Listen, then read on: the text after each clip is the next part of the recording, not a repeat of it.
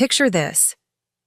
You're standing in a parking garage, abandoned by the man you've trusted for 20 years, when suddenly the thunderous roar of helicopter blades echoes through the concrete structure.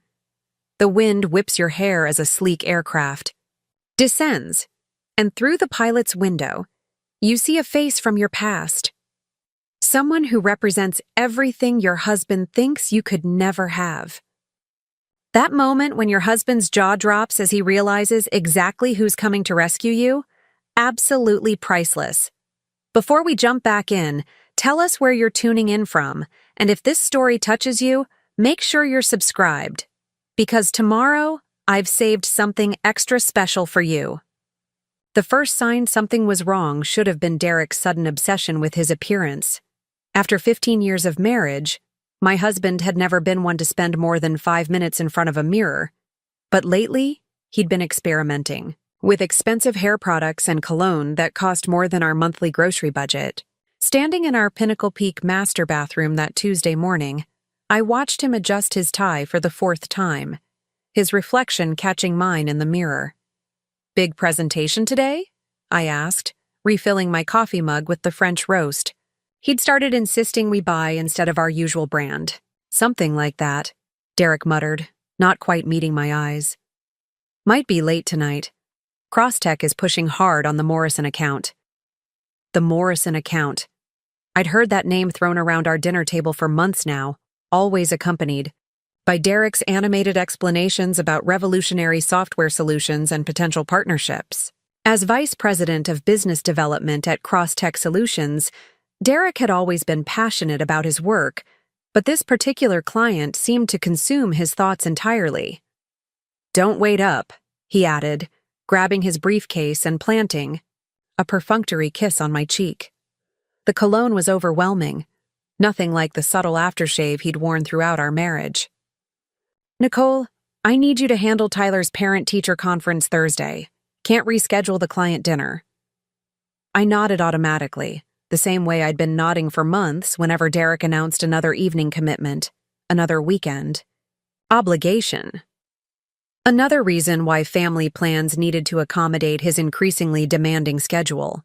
After stepping back from my marketing career when Sophia was born, I'd become the family's default coordinator, managing school events, medical appointments, and social obligations while Derek climbed the corporate ladder. "Mom, can you drive me to Jessica's after school?" Sophia called from downstairs, her voice carrying that particular teenage tone that suggested she'd already made plans regardless of my answer.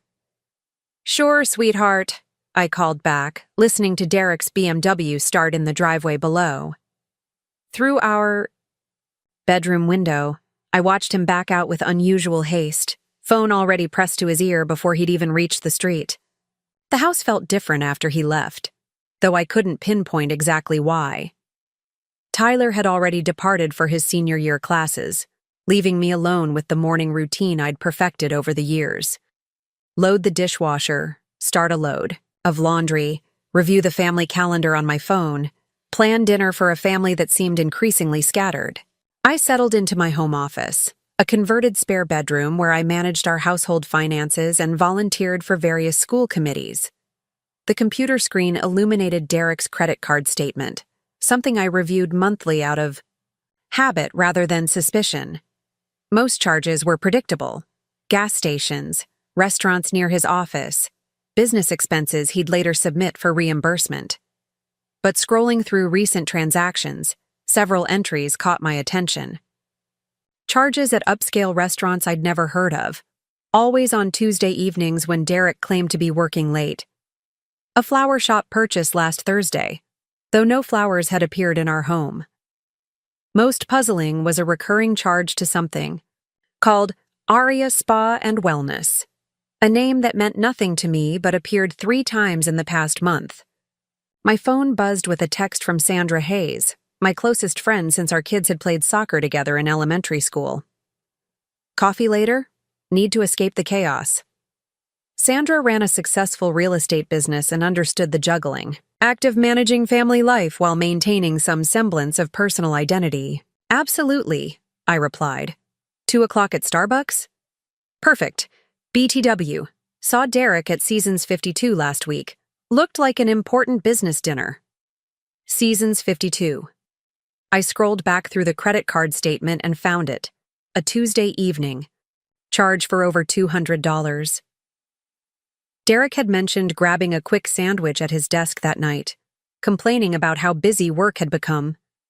The unease that had been building for weeks suddenly crystallized into something sharper. Not quite suspicion, but certainly questions that deserved answers. I made a mental note to ask Derek about the dinner when he got home, though experience suggested he'd have a perfectly reasonable explanation that would make me feel foolish for asking. The afternoon meeting with Sandra provided a welcome distraction from my growing concerns. She'd chosen a corner table away from the main traffic flow, her business instincts always leading her toward private conversations. "You look tired," she observed after ordering her usual oat milk latte. "Everything okay at home?"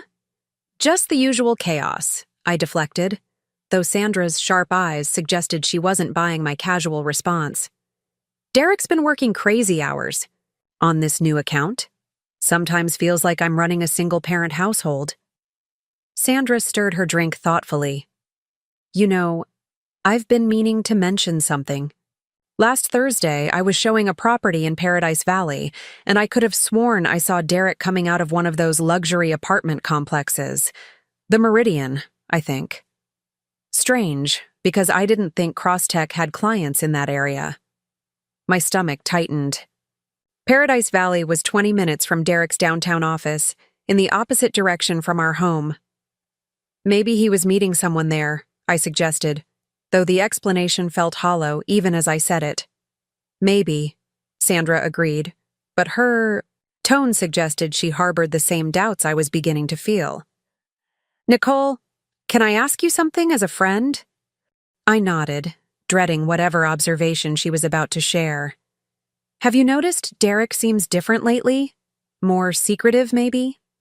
I don't want to overstep, but Mike mentioned that Derek declined their last 2 golf invitations. Said he was always busy with work. Mike was Sandra's husband and Derek's longtime friend. Their monthly golf games had been a tradition for years, something Derek genuinely enjoyed and rarely missed. The fact that he'd been avoiding even recreational time with friends suggested a level of preoccupation that went beyond normal work. Stress. "He has been distracted," I admitted. "I assumed it was job pressure, but maybe there's something else going on." Sandra reached across the table and squeezed my hand. "I'm probably reading too much into things. You know how suspicious I get from dealing with cheating spouses in divorce sales. But if you ever need to talk, really talk, I'm here." Driving home, Sandra's words echoed in my mind. Cheating spouses. The phrase felt foreign when applied to my own marriage, yet the unexplained charges, mysterious dinners, and behavioral changes were forming a pattern I couldn't ignore. That evening, Derek arrived home later than usual, his explanation involving traffic and a last-minute client call that ran long. He seemed unusually cheerful, almost energetic, quite different from the exhausted demeanor he'd been displaying for months. "How was your day?" he asked, settling into his recliner with a beer and the television remote. "Fine," I replied, settling beside him on the couch. "Sandra mentioned seeing you at Seasons 52 last week. Said it looked like an important business dinner." Derek's hand paused momentarily on the remote before continuing to scroll through channels. "Oh, that. Yes, potential client meeting. Very preliminary stuff. Probably won't amount to anything." "What kind of business? You didn't mention it." "Tech consulting. Boring details you wouldn't be interested in." His tone carried a subtle dismissiveness that stung more than it should have. "How's Tyler doing with his college applications?" The subject change felt abrupt, clearly intended to redirect our conversation away from his work activities. I let him guide us toward safer topics, but the questions multiplied in my mind.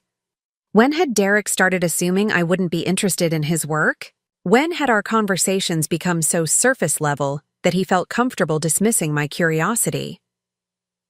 Later that night, as Derek slept beside me, I stared at the ceiling and tried to remember the last time we'd had a genuinely intimate conversation. Not just coordination about schedules and responsibilities, but real communication about hopes, fears, dreams, or even daily experiences. The realization that I couldn't pinpoint such a moment was deeply unsettling. Thursday brought the parent-teacher conference Derek had asked me to handle alone. Tyler's grades were excellent, his teachers full of praise for his maturity and college readiness. As I sat in the familiar classroom environment, surrounded by other parents navigating similar conversations, I felt a profound sense of isolation. Derek should have been there, sharing this proud moment as our firstborn prepared for the next chapter of his life. The conference ran later than expected, and by the time I reached the school parking lot, the afternoon sun was casting long shadows across the asphalt. My phone showed 3 missed calls from Derek, unusual for someone who typically sent brief texts rather than actually calling during work hours. I returned his call as I started the car, expecting to hear about some scheduling conflict or household emergency. "Nicole, where are you?" Derek's voice carried an edge of irritation I rarely heard. "Tyler's school. The parent-teacher conference you asked me to handle, remember?" "Right, of course. Listen, I need you to pick up my dry cleaning before they close. The blue suit and those shirts I dropped off Monday. Derek, it's already 4:30. The cleaners close at 5 and I need to get Sophia from her friend's house. Can't you ask Sandra to get Sophia? This is important. I need that suit for tomorrow's presentation." The presumption in his request that I should rearrange multiple people's schedules to accommodate his last-minute need sparked an unfamiliar anger. "Why didn't you mention this earlier? Or pick it up yourself during lunch?" "Because I'm busy, Nicole. I'm working to support this family while you spend your afternoons having coffee with friends." The accusation hung between us like a physical blow. In 15 years of marriage, Derek had never diminished my contributions to our family or suggested that my activities were frivolous.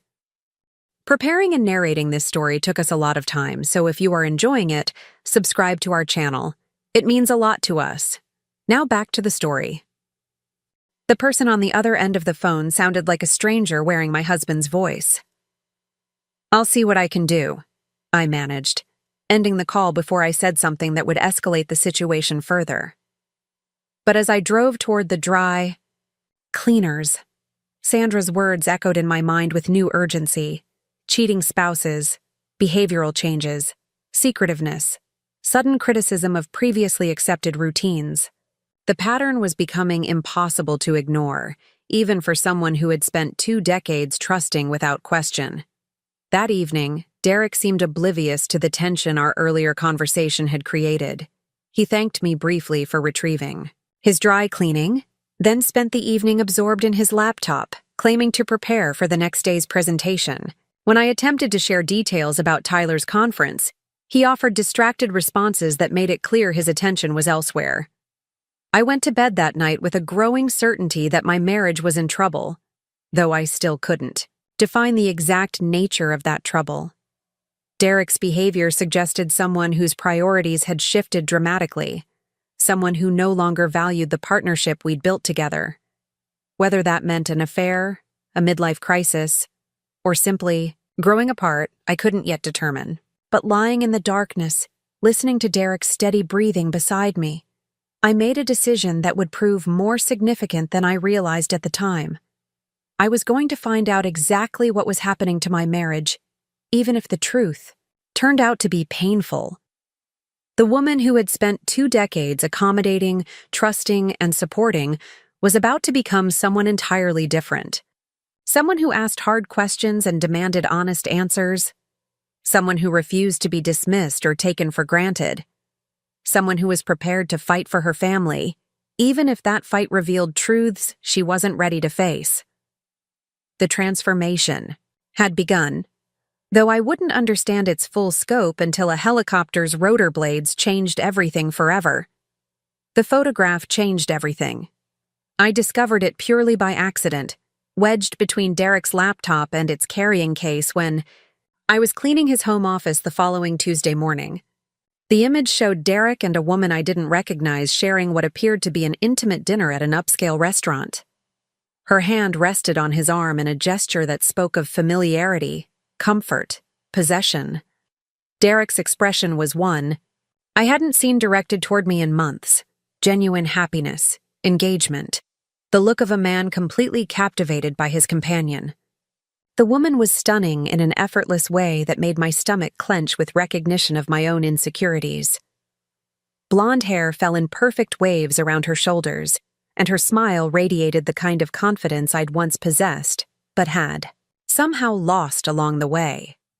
She appeared to be in her early 30s, young enough to represent everything I felt I was no longer, yet sophisticated enough to fit seamlessly into Derek's professional world. I studied the photo with the detached, analytical skills I'd developed during my marketing career, searching for clues about when and where it had been taken. The restaurant's distinctive lighting and decor looked familiar, though I couldn't immediately place it.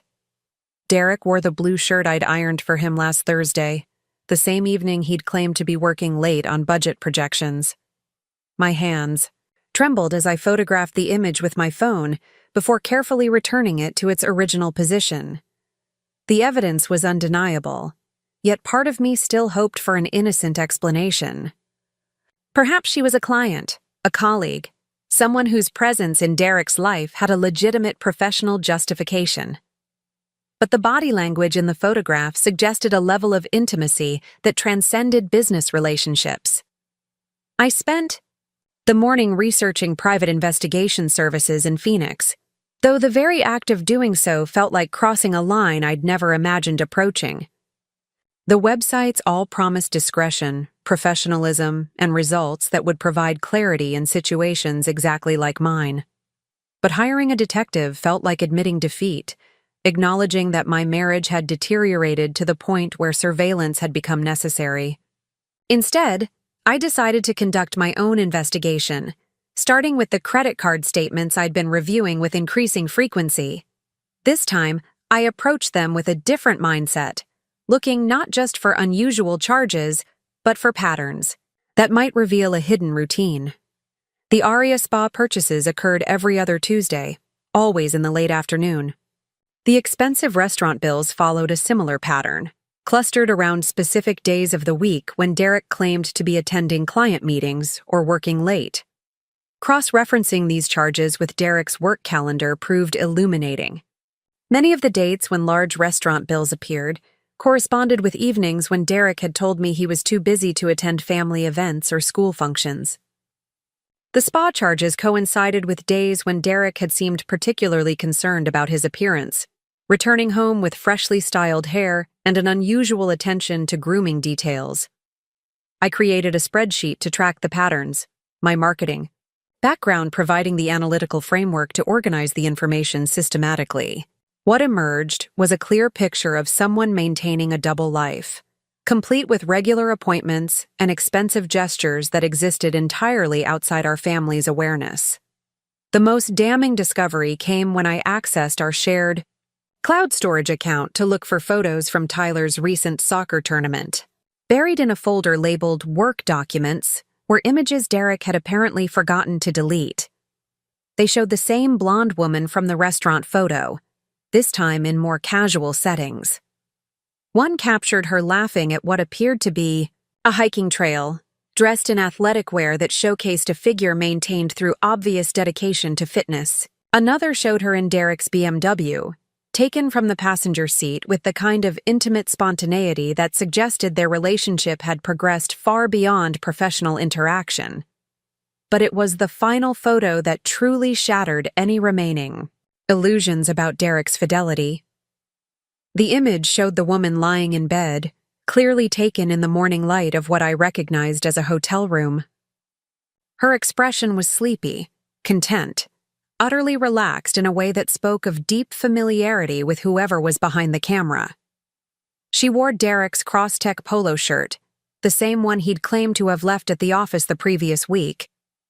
I stared at the photo until my eyes burned, trying to process the reality that my husband of 15 years had not only been unfaithful, but had been documenting his infidelity with casual disregard for the devastation such evidence could cause. The carelessness suggested either supreme confidence that I would never discover his activities or complete indifference to the consequences of being caught. My phone rang, startling me from my paralyzed contemplation. Sandra's name appeared on the screen, and I answered with a voice that sounded foreign to my own ears. "Nicole, are you all right? You sound strange." "I found photos," I said simply, the words emerging before I could consider their impact. "What kind of photos?" "The kind that confirm everything we suspected." Sandra's sharp intake of breath conveyed her immediate understanding of the situation's gravity. "Where are you right now?" "Home. Derek's at work. The kids are at school. I'm coming over. Don't do anything until I get there." Within 20 minutes, Sandra had arrived with coffee and the kind of determined expression that had made her one of Phoenix's most successful real estate agents. She reviewed the evidence methodically, her business instincts providing the objectivity I couldn't muster. "This isn't a casual affair," she concluded after examining the photos and financial records. "This is a full relationship. Look at the timeline. This has been going on for at least 6 months, probably longer." "What am I supposed to do with this information?" I asked, feeling overwhelmed by the magnitude of Derek's deception. "First, you document everything. Print copies, save files to your personal accounts, create a paper trail that can't be deleted or modified. Then you decide whether you want to confront Derek or gather more information first." "More information about what?" Sandra's expression grew grim. "About whether he's planning to leave you, whether he's been moving assets, whether this relationship is serious enough that he's making long-term plans.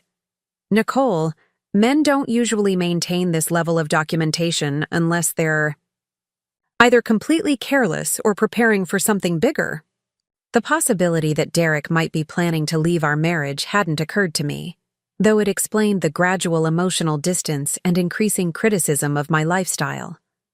If he was building a case for divorce, portraying me as boring, and unambitious would support a narrative that our marriage had simply run its course. "I need to know who she is," I said, surprising myself with the determination in my voice.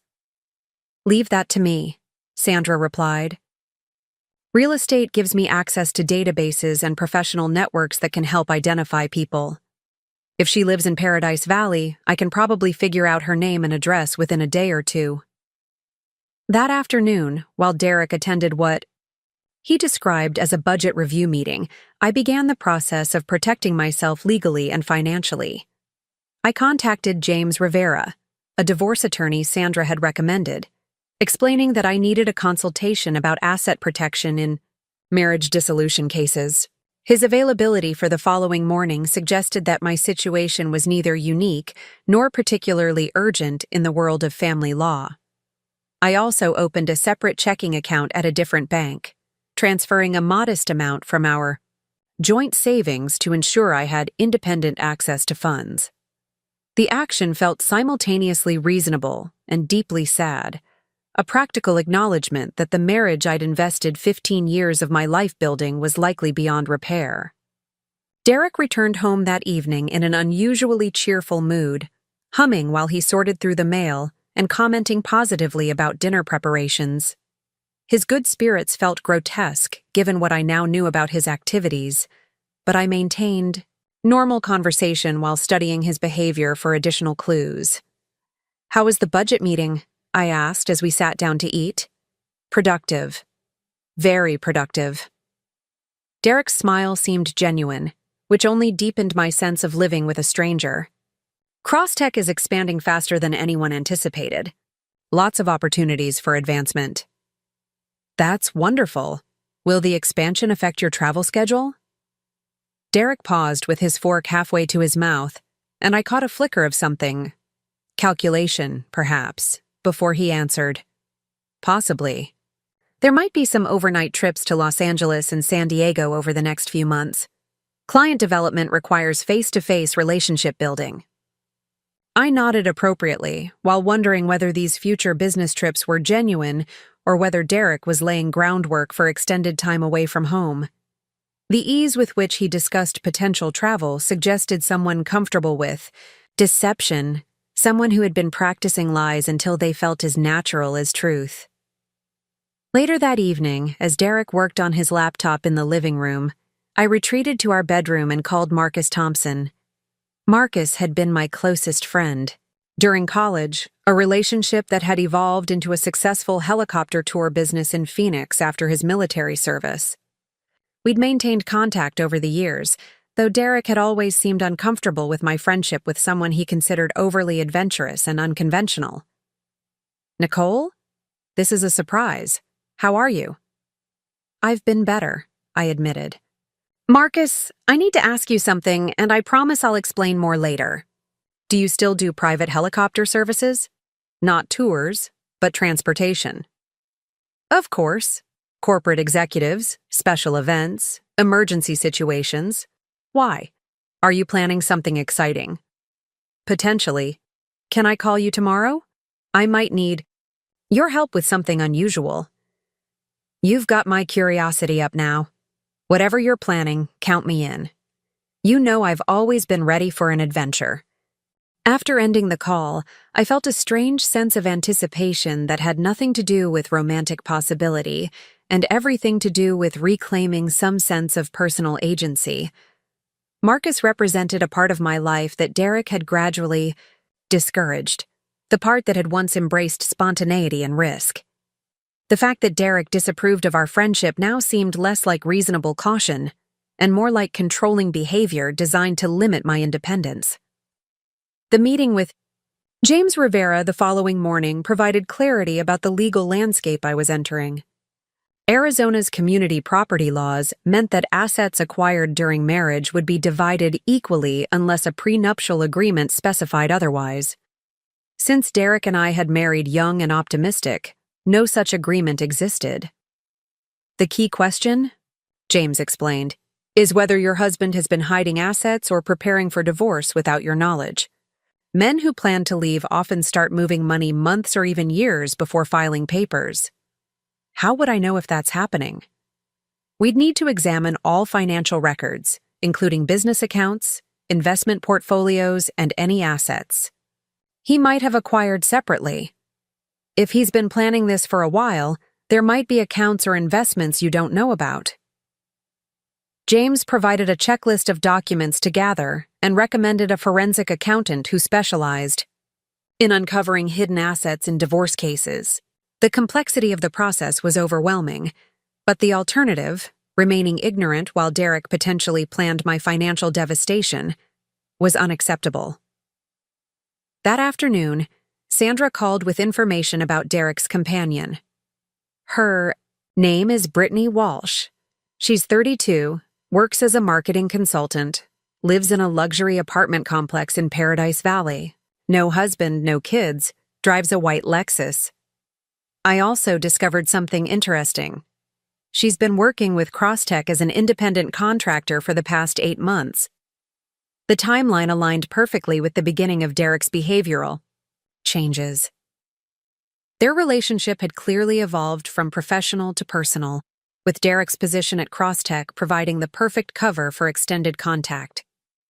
The fact that she was also in marketing stung particularly deeply, as if Derek had sought out a younger, more attractive version of the woman I'd once been. "There's more," Sandra continued.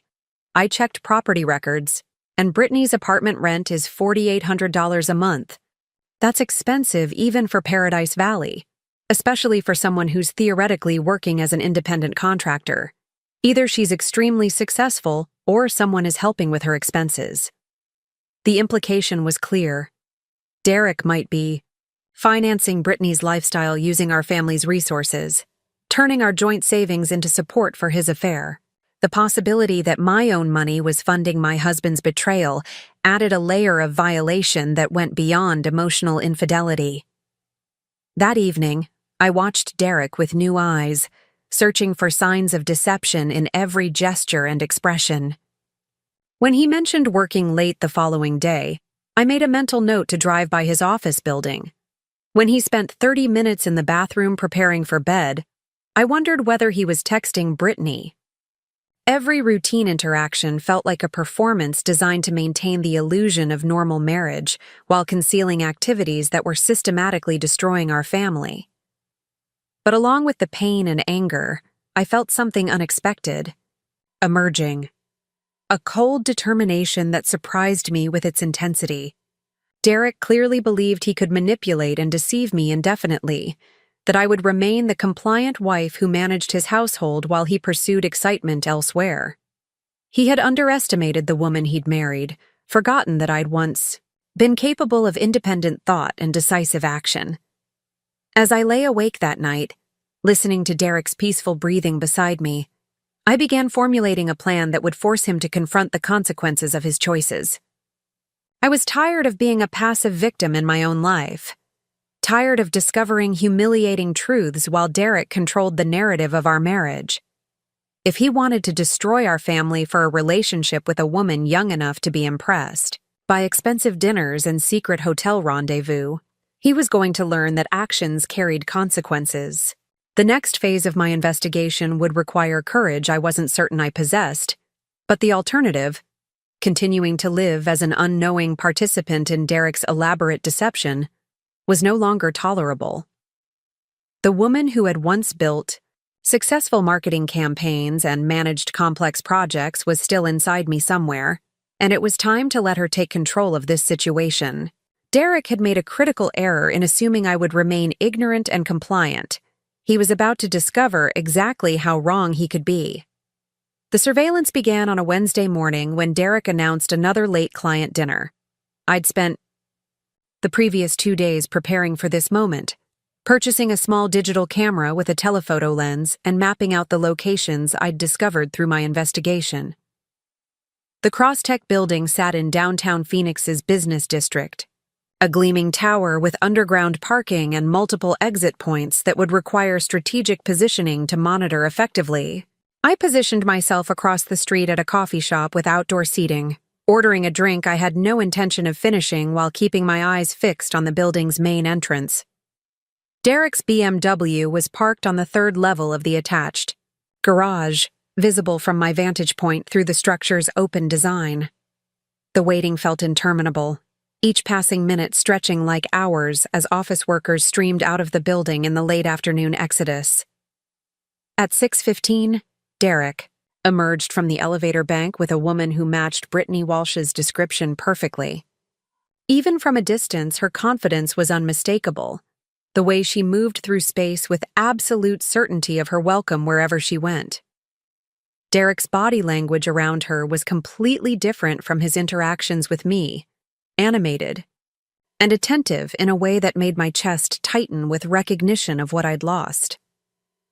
They walked to Derek's car together, their conversation punctuated by laughter that carried across the parking structure. I captured several photographs of them, together, the camera's zoom function revealing details that confirmed their intimate familiarity. Brittany's hand rested naturally on Derek's arm as they talked. Derek opened her car door with old-fashioned courtesy he hadn't shown me in years. Most damning was the brief but unmistakable kiss they shared before separating to their respective vehicles. Following them required careful distance management through Phoenix's evening traffic. They drove to Scottsdale Fashion Square, the upscale shopping center where Derek and I had celebrated anniversaries during better times. The irony of the location wasn't lost on me. He was now taking his mistress to places that held significance in our marriage, either from carelessness or deliberate cruelty. I watched from the parking area as they entered an expensive steakhouse, Derek's hand placed possessively on Brittany's lower back as they approached the hostess station. The restaurant's floor-to-ceiling windows provided perfect visibility into their dinner, and I settled into my car with the camera, documenting their evening with methodical precision. What I witnessed over the next 2 hours shattered any remaining hope that Derek's affair might be a temporary midlife crisis. Their interaction displayed the comfortable intimacy of a well-established couple. Brittany fed Derek bites from her plate. Derek reached across the table repeatedly to touch her hand, her arm, her face with casual possessiveness. They leaned into each other's space, their conversation intense and engaged in a way that spoke of shared jokes, inside references, and genuine emotional connection.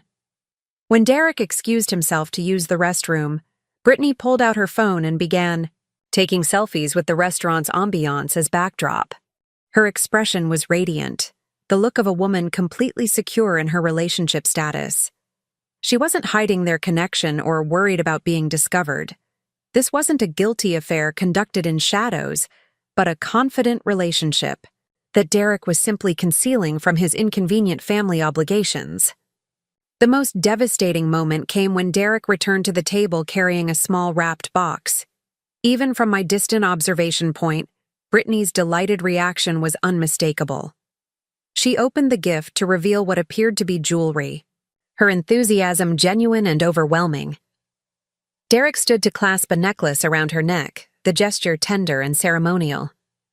They kissed across the table, a longer, deeper embrace that left no doubt about the physical nature of their relationship. I documented everything, the camera's memory card filling with images that would serve as irrefutable evidence of Derek's systematic betrayal. But beyond their legal utility, the photographs forced me to confront the reality that my husband hadn't simply strayed from our marriage. He had built an entirely separate life with someone else. The drive home felt surreal, navigating familiar streets while my mind processed the extent of Derek's deception.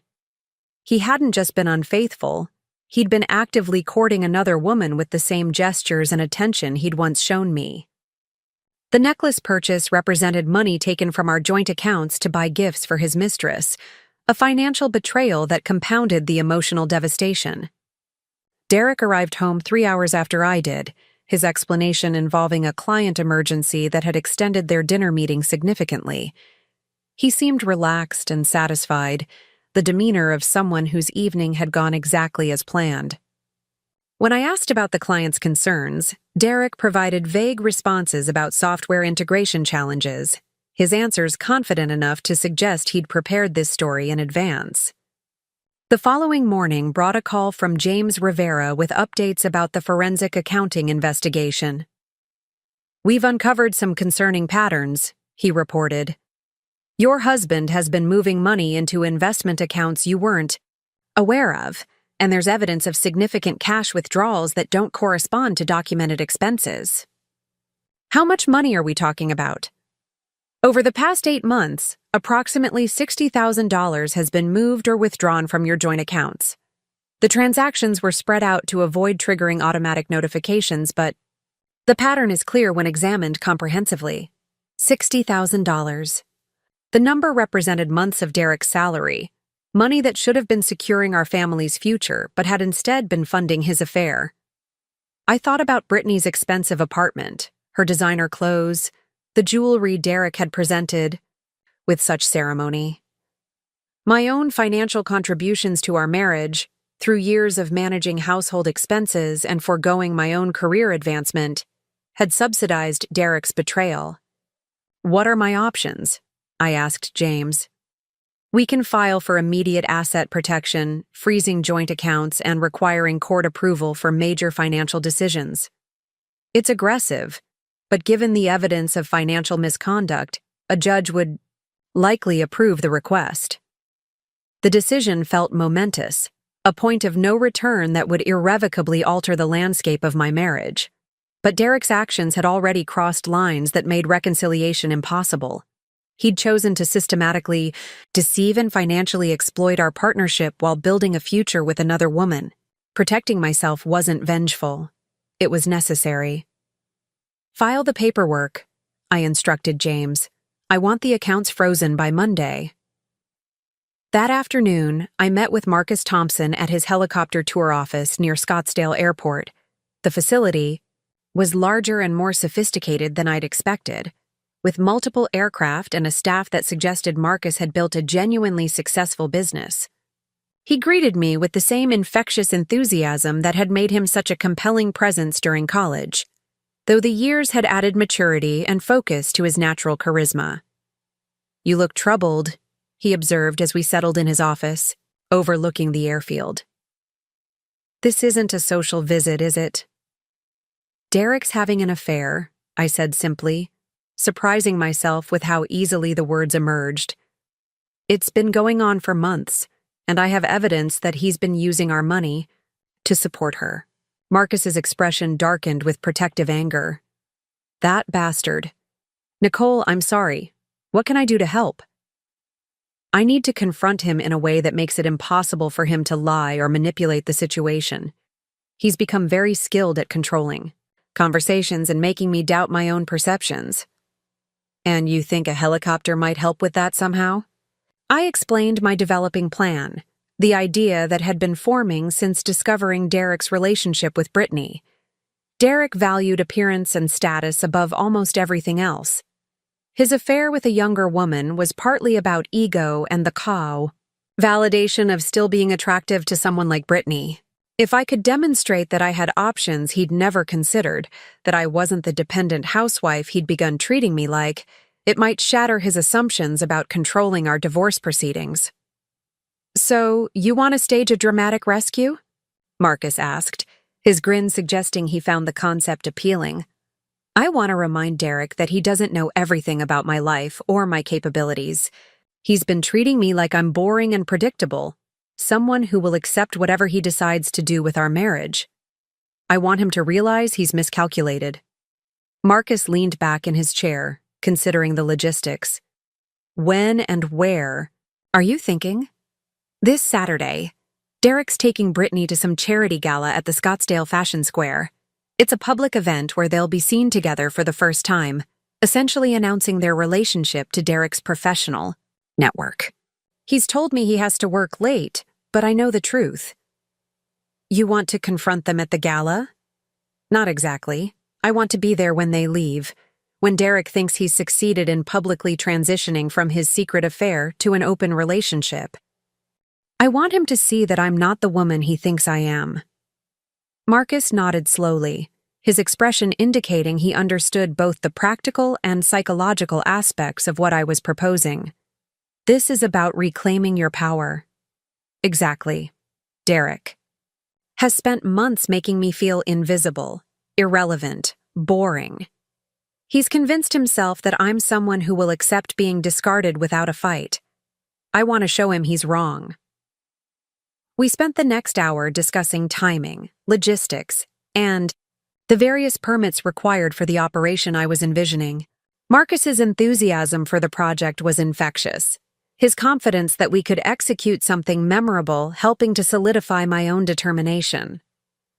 For the first time in months, I felt like I was taking positive action rather than simply reacting to Derek's choices. That evening, Derek announced the charity gala with casual confidence, his story about mandatory attendance for Crosstech's community relations carefully rehearsed. He described the event as tedious but necessary, a performance designed to make me grateful for being excluded from something I would presumably find boring. "Will any of the other wives be there?" I asked innocently. "A few, but it's really a business networking function. You'd be bored to death by all the corporate talk." His dismissive tone, once hurtful, now felt simply pathetic. Derek truly believed he could continue managing my perceptions indefinitely, that I would remain the compliant wife who accepted his explanations without question. The condescension that had gradually eroded my self-confidence was about to become the foundation of his humiliation. I spent Friday making final preparations for Saturday's confrontation. The forensic accountant had provided detailed documentation of Derek's financial misconduct, including copies of checks written to cover Brittany's apartment rent and credit card bills. James Rivera had prepared asset protection papers that would freeze Derek's access to our joint accounts effective Monday morning. Sandra had agreed to document the evening's events from the shopping center, providing additional evidence of Derek's public relationship with his mistress. Most importantly, I'd purchased a dress that represented everything Derek claimed to find boring about me. The elegant black cocktail dress was sophisticated, flattering, and expensive, the kind of outfit I'd stopped buying when Derek began criticizing my appearance and spending.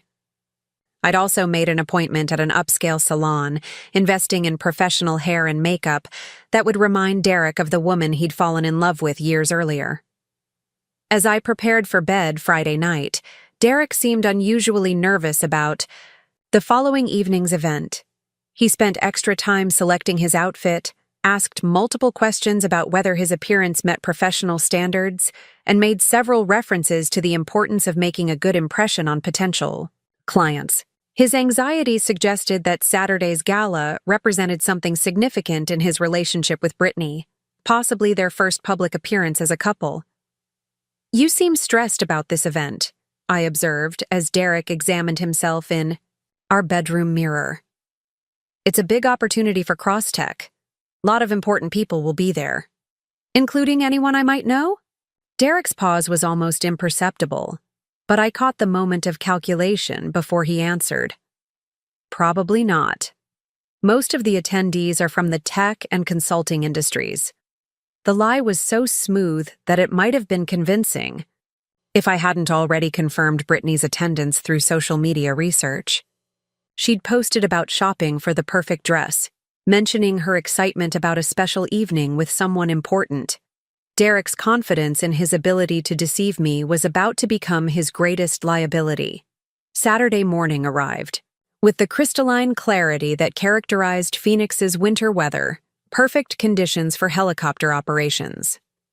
I spent the day in careful preparation, treating each element of my appearance and logistics like a military operation. The woman Derek would encounter that evening would be nothing like the predictable wife he expected to find waiting at home with dinner prepared and questions unasked. By 6 o'clock, as Derek prepared to leave for his fictional work obligation, I was ready to reclaim my narrative and remind my cheating husband that he'd seriously underestimated the woman he'd chosen to betray.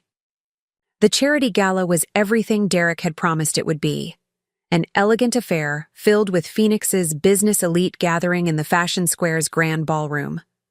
I arrived 30 minutes after the event's official start time, having coordinated my entrance with Marcus to ensure optimal timing for what would unfold later. The black cocktail dress I'd chosen commanded attention without being inappropriate, and the professional styling had transformed me into someone Derek wouldn't immediately recognize from across a crowded room. Sandra had positioned herself near the bar with a clear view of the entrance, her real estate connections providing natural cover for her presence at a networking event.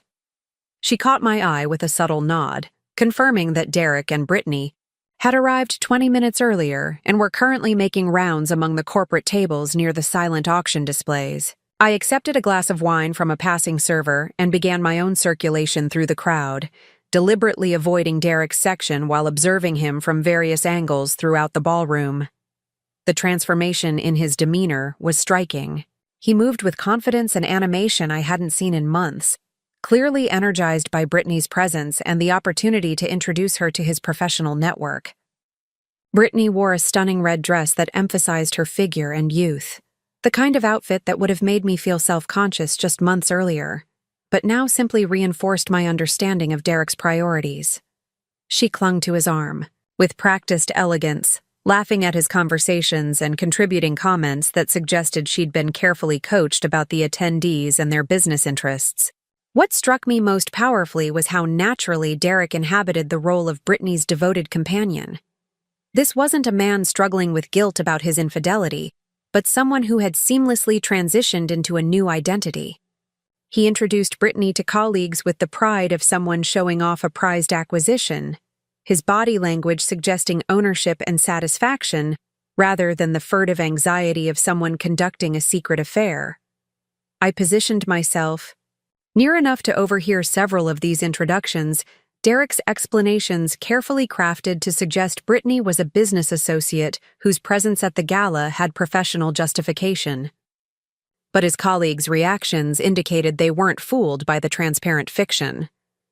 Knowing smiles and raised eyebrows suggested that Derek's relationship with Brittany was already common knowledge within his professional circle.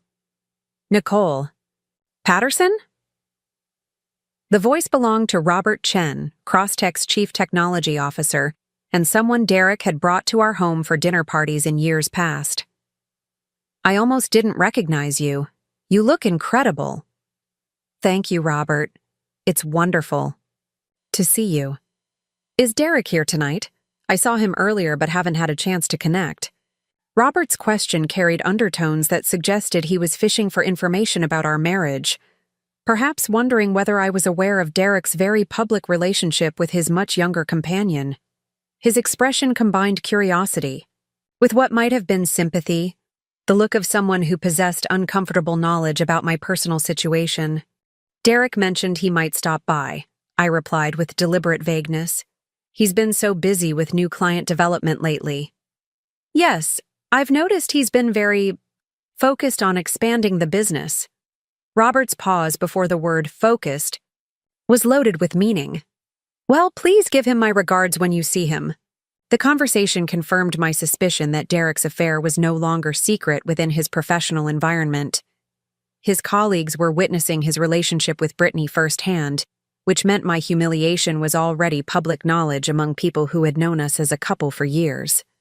Derek's decision to bring Brittany to this event represented a decisive step toward making their relationship official, regardless of his continuing deception at home. I spent the next hour documenting Derek and Brittany's interactions with careful discretion, using my phone's camera to capture images that would serve as evidence of their public relationship. They danced during the band's romantic sets, Derek's hands resting possessively on Brittany's waist as they moved together with obvious intimacy. They shared food from each other's plates during dinner, the casual familiarity of their gesture, suggesting months of comfortable domestic routine. Most significantly, Derek purchased several high-priced items during the silent auction bidding, including a weekend getaway package to Sedona that he immediately presented to Brittany with a theatrical flourish that drew applause from surrounding tables. The gesture was simultaneously romantic and strategic, demonstrating his financial generosity while making their relationship status unmistakable to everyone present. As the evening progressed toward its conclusion, I retreated to the parking garage to prepare for the confrontation I'd been planning throughout the week. Marcus had confirmed his position at the helicopter landing pad atop the adjacent office building, awaiting my signal to begin the approach that would transform this evening from Derek's triumph into his moment of reckoning. The parking garage's third level provided perfect concealment while offering clear sightlines to the elevators where Derek and Brittany would emerge when the gala concluded. I positioned myself behind a concrete pillar near the stairwell, close enough to intervene when the moment arrived, but hidden enough to observe their departure without premature discovery. At 10:45, the elevator doors opened to reveal Derek and Brittany in animated conversation about the evening's success. Derek's arm encircled Brittany's waist as they walked toward his BMW, their voices echoing off the garage's concrete surfaces with intimate laughter and shared observations about the people they'd encountered. That went better than I expected, Brittany was saying as they approached Derek's car. Your colleagues seemed very accepting of our relationship. They're sophisticated people, Derek replied, his tone suggesting satisfaction with how the evening had unfolded. They understand that sometimes marriages run their course naturally. Have you decided when you're going to tell Nicole? Derek's pause stretched long enough to suggest he was considering multiple options. Soon. I want to make sure all the financial arrangements are in place first. Nicole's going to be emotional about this, and I need to protect both of us from any dramatic reactions she might have. The casual dismissal of my expected emotional response was breathtaking in its callousness. Derek was discussing my anticipated devastation like a logistical challenge to be managed, another administrative detail in his transition from our marriage to his new relationship. The man I'd loved for 15 years had become someone capable of treating my feelings as inconvenient obstacles to his personal happiness. She's really not going to see this coming? Brittany asked, her tone suggesting genuine curiosity rather than sympathy. Nicole's very focused on the kids and her routine, Derek explained with patronizing confidence. She's not the type to pay attention to subtle changes or ask difficult questions. She'll be shocked, but she'll adapt. She always does. The conversation continued as Derek unlocked his car and opened Brittany's door with exaggerated courtesy. Their discussion revealed detailed plans for Derek's departure from our marriage, including his intention to claim that our relationship had deteriorated due to my lack of ambition and boring lifestyle. He'd already consulted with a divorce attorney and had been moving assets to protect his financial interests during settlement negotiations. The timing couldn't be better, Derek continued as he settled into the driver's seat. Nicole's so predictable that she's probably home right now watching television and waiting for me to get back from my work event. She has no idea that her whole world is about to change. I stepped out from behind the pillar as Derek started. The car's engine, my movement catching Brittany's attention through the passenger window. Her expression shifted from contentment to confusion as she attempted to process my unexpected appearance, clearly struggling to understand why a strange woman was approaching their vehicle. Derek remained oblivious to my presence until Brittany grabbed his arm and pointed in my direction. The transformation in his expression when he saw me was immediately satisfying, shock giving way to panic as he attempted to calculate how much of their conversation I might have overheard and what my presence in the parking garage might signify. "Nicole?" Derek's voice cracked slightly as he lowered the driver's window. "What are you doing here?" "I attended the charity gala," I replied with calm precision. "Lovely event. I particularly enjoyed watching you introduce Brittany to your colleagues as a business associate." Derek's face cycled through multiple emotions as he processed the implications of my statement. If I'd been inside the ballroom, I'd witnessed his public relationship with Brittany and heard enough of their current conversation to understand the scope of his deception. The careful narrative he'd been constructing about our marriage's natural deterioration was crumbling in real time. "Nicole, I can explain everything," Derek began, his voice taking on the placating tone he used when attempting to manage difficult situations. "This isn't what it looks like." "Really? Because it looks like you've been systematically lying to me for months while using our joint finances to support your relationship with Ms. Walsh here." Brittany's sharp intake of breath suggested Derek hadn't fully informed her about the source of funding for their expensive dates and her apartment rent. The information that her lifestyle was being subsidized by Derek's wife clearly wasn't something she'd expected to learn during a romantic evening out. "Derek, you said you were separated," Brittany interjected, her voice carrying a note of accusation that suggested she was reassessing her understanding of their relationship's timeline. "We are separated," Derek replied quickly, though his flustered demeanor undermined the conviction of his statement.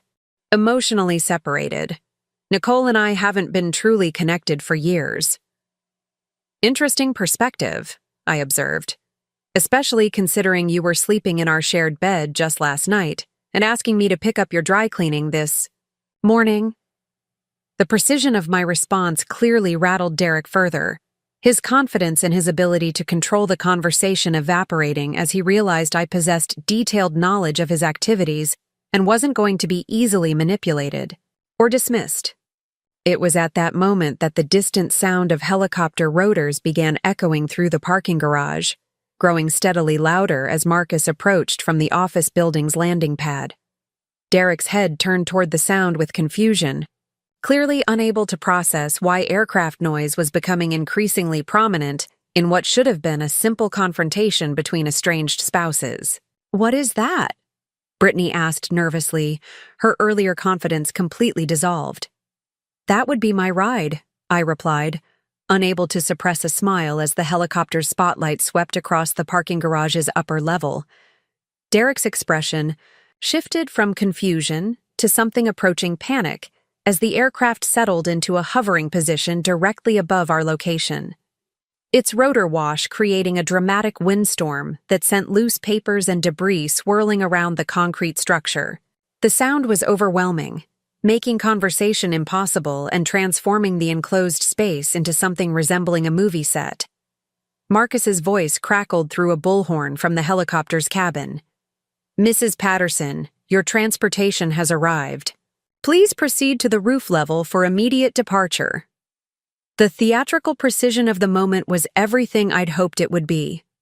Derek and Brittany sat frozen in their vehicle, staring upward at the helicopter with expressions of complete bewilderment. The idea that I might have orchestrated such an elaborate response to their evening was clearly beyond Derek's conception of my capabilities or social connections. "You planned this?" Derek shouted over the rotor noise, his voice barely audible above the mechanical thunder. "Unlike some people, I don't leave important matters to chance," I replied, moving toward the stairwell that would take me to the building's roof access. Derek scrambled out of his car, apparently realizing that my dramatic departure might represent more than simple theatrics. If I had the resources and connections to arrange helicopter transportation on short notice, I might also have the capability to cause serious problems for his carefully planned transition from our marriage. "Nicole, wait! We need to talk about this reasonably." But the time for reasonable conversation had passed months earlier, when Derek first decided that our marriage was an obstacle to his happiness rather than a partnership worth preserving. The man who had spent the evening publicly celebrating his relationship with another woman while lying to me about working late had forfeited any claim to reasonable discussion. I reached the roof access door as the helicopter settled onto the building's landing pad, Marcus visible through the cockpit window with a grin that suggested he was thoroughly enjoying the evening's drama.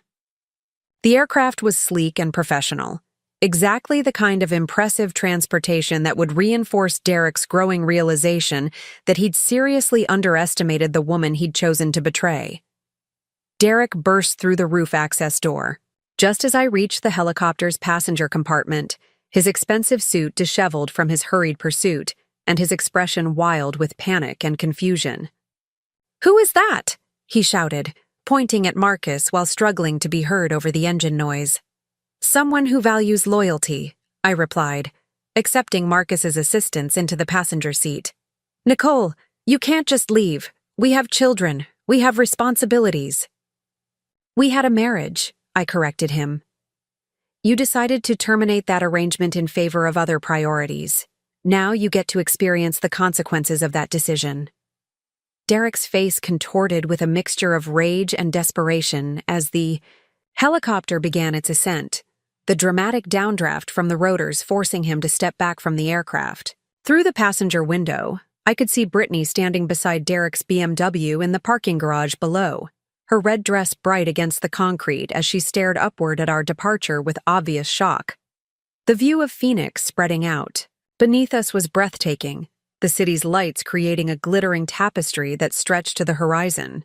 But more satisfying than the scenery was the knowledge that Derek was standing on that rooftop, finally understanding that the boring, predictable wife he'd taken for granted possessed resources and connections he'd never suspected. "Where to?" Marcus asked through the headset, his voice filled with satisfaction at the evening's successful execution. "Home," I replied. "I have some phone calls to make." The helicopter ride through Phoenix's night sky provided exactly the clarity I needed to execute the final phase of my plan. Marcus flew us over the city's sprawling landscape, giving me time to process the evening's events while Derek presumably stood on that rooftop, grappling with the reality that his predictable wife had just orchestrated the most dramatic play of his professional life. The view from above offered perspective in more ways than one. I could see the bigger picture of my situation with crystalline precision. "That was incredible," Marcus said through the headset as we circled back toward Scottsdale Airport. "Did you see his face when you got in? I thought he was going to have a heart attack." "Derek's always underestimated people," I replied, feeling a satisfaction deeper than simple revenge. Tonight, he learned that was a mistake. "So what's next? This was just the opening move, wasn't it?" Marcus understood strategic thinking from his military background, recognizing that dramatic gestures were most effective when they preceded decisive action rather than replacing it. The helicopter rescue had been designed to shatter Derek's assumptions about my capabilities and resources, setting the stage for conversations that would determine the actual terms of our separation. Now he'll be desperate to regain control of the narrative, I explained. He'll probably spend tonight trying to figure out who you are and how I arrange this. By tomorrow, he'll want to negotiate, which means he'll finally be ready to have an honest conversation about our marriage.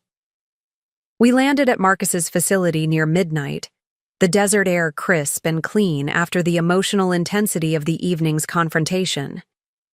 Marcus walked me to my car with the protective concern of someone who'd witnessed domestic conflicts during his military service, ensuring I felt confident about returning home to face whatever Derek's reaction might bring. "Nicole, are you sure you're safe going back to the house?" Men like Derek don't handle humiliation well, especially public humiliation in front of their colleagues and girlfriends. "Derek's not violent," I assured him, though I appreciated Marcus's concern. "He's calculating and manipulative, but his weapons are psychological rather than physical. Tonight demonstrated that those weapons don't work on me anymore." "Call me if you need anything," Marcus insisted, handing me his business card with personal contact information written on the back. Helicopter extractions, witness transportation, or just someone to talk to who understands what it's like to fight back against people who underestimate you. The drive home through Pinnacle Peak's quiet neighborhoods gave me additional time to prepare for Derek's inevitable return. I expected him to arrive in a state of controlled fury, armed with accusations and demands for explanations that would allow him to reassert dominance over our relationship dynamics. Instead, I planned to maintain the same calm precision that had characterized the evening's helicopter departure, forcing Derek to confront the reality that our marriage's power balance had shifted permanently. The house felt different when I entered, no longer the comfortable family space where I'd accommodated Derek's needs and schedules for 15 years, but rather the foundation of a new life I was actively constructing. I changed from the cocktail, dressed into comfortable clothes, poured a glass of wine, and settled in the living room with the evidence files I'd been compiling throughout my investigation. The financial records James Rivera had uncovered painted a devastating picture of Derek's systematic theft from our joint accounts. Beyond the $60,000 already identified, additional transactions revealed that Derek had been funding Brittany's lifestyle for nearly 8 months, covering everything from apartment rent to credit card bills to vacation expenses. The total amount approached $90,000, money that should have been securing our family's future, but had instead subsidized Derek's affair. More damaging were the emails James's forensic accountant had recovered from Derek's deleted files, correspondence that revealed detailed discussions with divorce attorneys about strategy for minimizing financial settlements. Derek had been planning our divorce for months, consulting with legal experts about how to characterize our marriage as irretrievably broken due to my lack of ambition and contribution to our partnership. The most cynical discovery was Derek's intention to claim that I had become financially dependent and emotionally unstable, arguments designed to reduce his alimony obligations while painting himself as the responsible party seeking to escape an unhealthy relationship. The man who had encouraged me to step back from my career to support his advancement was now preparing to use that sacrifice against me in divorce proceedings. Derek's BMW pulled into our driveway at 12:45 in the morning, the headlights sweeping across our living room windows as he positioned the car with his usual precision. I heard him sit in the vehicle for several minutes before entering the house, presumably gathering his thoughts and preparing arguments that might help him regain control of our confrontation. When Derek finally entered through the garage door, his demeanor was carefully controlled rather than explosive. He'd clearly spent the drive home calculating his approach, recognizing that the evening's events required a more sophisticated response than simple anger or denial. "We need to discuss what happened tonight," Derek announced, settling into his recliner with forced casualness. "That display in the parking garage was completely inappropriate, Nicole. You embarrassed both of us in front of my professional colleagues." "I embarrassed us?" I repeated, setting down my wine glass with deliberate care. "Derek, you spent the entire evening introducing your mistress to people who've known us as a married couple for years. You purchased auction items for her using our joint credit cards while telling me you were working late. But somehow, my presence at a public charity event was inappropriate?" Derek's confident facade wavered slightly as he processed my detailed knowledge of his activities. He'd clearly hoped that I'd witnessed only fragments of his evening with Brittany, leaving room for explanations that might minimize the significance of their public relationship. Brittany is a business associate, Derek began, though his tone lacked conviction. Crosstech has been working with her consulting firm on several projects. Her presence at tonight's event had legitimate professional justification. Is that why you've been paying her apartment rent for the past 8 months? I asked, producing the financial records from the folder beside my chair. Because according to these bank statements, you've transferred over $90,000 from our joint accounts to support Brittany's lifestyle. That seems excessive for a business relationship. Derek's face went pale as he recognized the documents I was displaying. The forensic accounting had uncovered transactions he'd clearly believed were hidden, forcing him to confront the reality that his financial misconduct was now documented with legal precision. "How did you get those records?" Derek demanded, his voice rising with the first genuine anger he'd shown since returning home. "The same way I arranged tonight's helicopter transportation," I replied calmly. "Derek, you've spent months treating me like I'm incompetent and boring, someone who would never question your explanations or investigate your activities. You forgot that I once had a successful career before I chose to support yours." "You're threatening me," Derek accused, though his tone suggested desperation rather than indignation. "I'm informing you about the legal reality of our situation. Tomorrow morning, James Rivera will file asset protection papers that freeze our joint accounts pending divorce proceedings. The financial misconduct you've engaged in violates Arizona's community property laws and constitutes grounds for an unequal division of our marital assets." Derek stood abruptly, pacing to the window that overlooked our backyard pool, the same space where we'd hosted countless family gatherings and neighborhood barbecues during happier times. His body language conveyed a man calculating options and finding all of them unacceptable. "Nicole, let's be realistic about this," Derek said, attempting to recover his authoritative tone. "We both know our marriage has been struggling for years. We've grown apart, developed different interests and priorities. What happened with Brittany was symptom of larger problems between us, not the cause of them. So the solution was to steal our money to fund an affair while lying to me about working late?" "I wasn't stealing anything," Derek protested. "Those were joint accounts. I had every right to access that money for legitimate expenses." Legitimate expenses like Brittany's rent, her credit card bills, and romantic getaways to Sedona. I retrieved additional documents from my folder, spreading them across the coffee table between us. "Derek, I have photographs of you giving her jewelry purchased with our credit cards. I have hotel receipts for rooms you shared while telling me you were attending business conferences. I have text messages from your deleted files discussing how clueless I was about your activities." Each piece of evidence landed like a physical blow, Derek's confident demeanor crumbling as he realized the scope of my investigation. The man, who had spent months manipulating conversations and controlling information, was discovering that his victim had been gathering ammunition throughout his deception. "What do you want?" Derek asked finally, his voice barely above a whisper. "I want honesty, for the first time in months," I replied. "I want you to acknowledge what you've done to our family, instead of trying to blame me for problems you created. And I want you to understand that the woman you've been dismissing as boring and predictable just demonstrated that you don't know her at all." Derek returned to his chair, his earlier confidence completely evaporated. For the first time since his affair began, he was forced to engage with me as an equal rather than someone he could manipulate or dismiss. "How long have you known?" he asked. "I found the first evidence 3 weeks ago.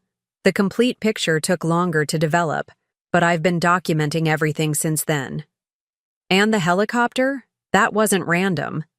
Marcus Thompson, we were close friends in college before you convinced me that maintaining friendships with other men was inappropriate for a married woman. He owns a helicopter tour company now. Very successful, very impressive. Exactly the kind of person you never, imagined I might stay in contact with. Derek's face reflected the dawning realization that his attempts to control and isolate me had been more transparent than he'd believed. The restrictions he'd placed on my friendships and activities hadn't been protective, but possessive, designed to limit my independence rather than strengthen our marriage. "Nicole, we have children to consider," Derek said, attempting to invoke Tyler and Sophia as leverage for negotiations. "Whatever problems exist between us, we need to prioritize their welfare." "Tyler and Sophia deserve parents who model integrity and honesty," I replied. "They deserve to understand that actions have consequences and that marriage requires mutual respect rather than deception and financial theft." "You're going to destroy our family over this?" "Derek, you destroyed our family when you chose to begin a relationship with another woman while systematically lying to your wife and children. I'm simply refusing to pretend that didn't happen." The conversation continued past 2 a.m, Derek cycling through various strategies designed to minimize his culpability while extracting concessions that might preserve his financial security. But the dynamic had shifted permanently. The woman he'd been dismissing as boring and predictable was now setting terms rather than accepting them.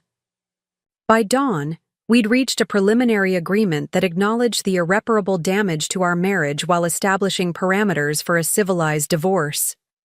Derek would move out within the week, taking only personal belongings while leaving all marital assets frozen pending legal proceedings. He would maintain financial responsibility for Tyler and Sophia's immediate needs while surrendering any claim to primary custody given his demonstrated willingness to deceive them about his activities. Most importantly, Derek agreed to full financial disclosure and restitution for the money he'd diverted to support his relationship with Brittany. The $90,000 would be recovered through asset division adjustments, ensuring that his theft didn't ultimately cost our family the security he'd promised to provide. The following weeks brought a flurry of legal activity as James Rivera filed the necessary paperwork to formalize our separation agreement.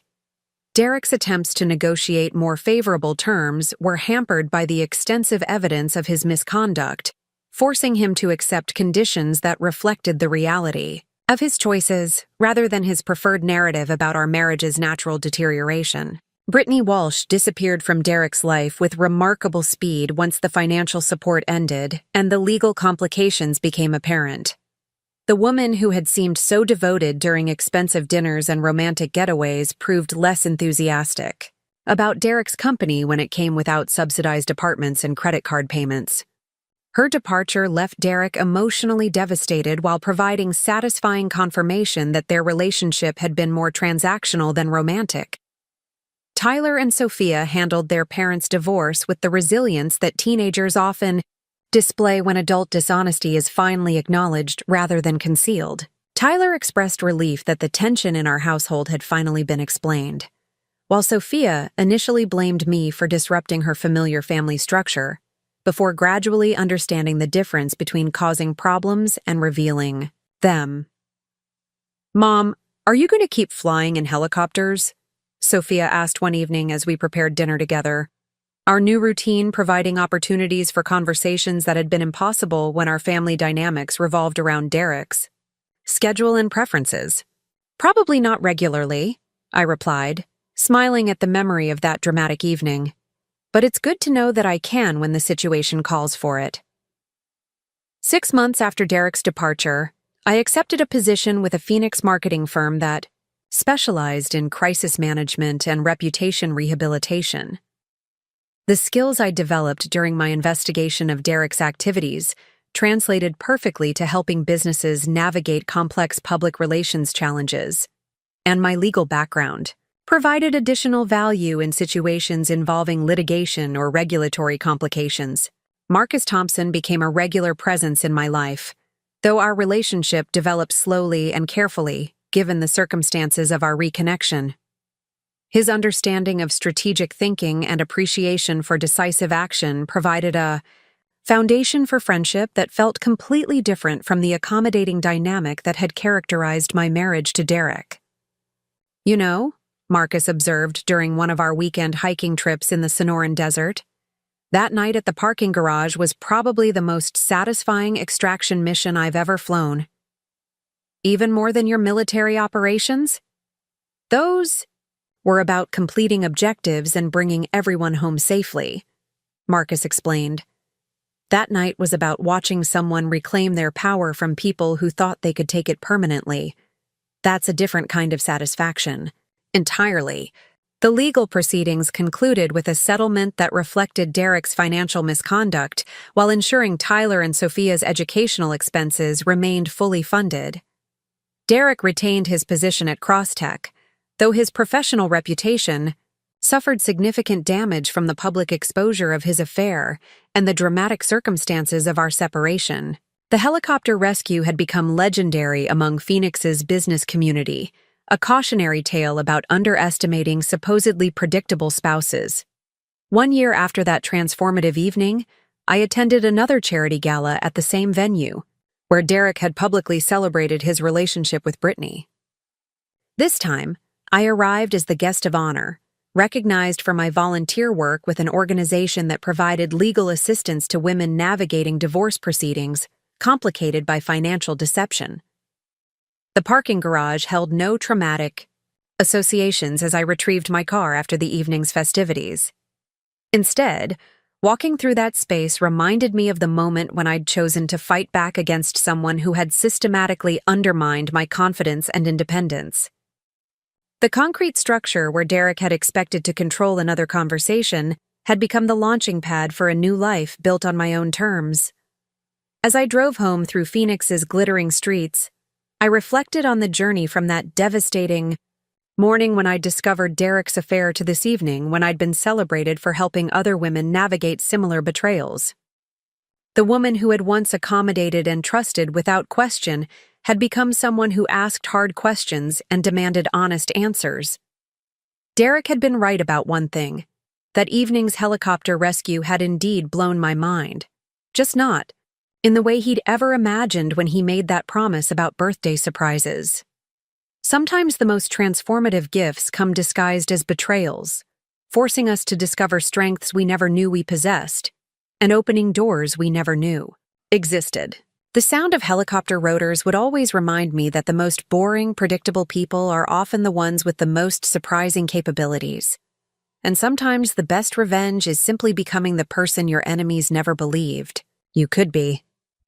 Up next, you've got 2 more standout stories right on your screen. If this one hit the mark, you won't want to pass these up. Just click and check them out.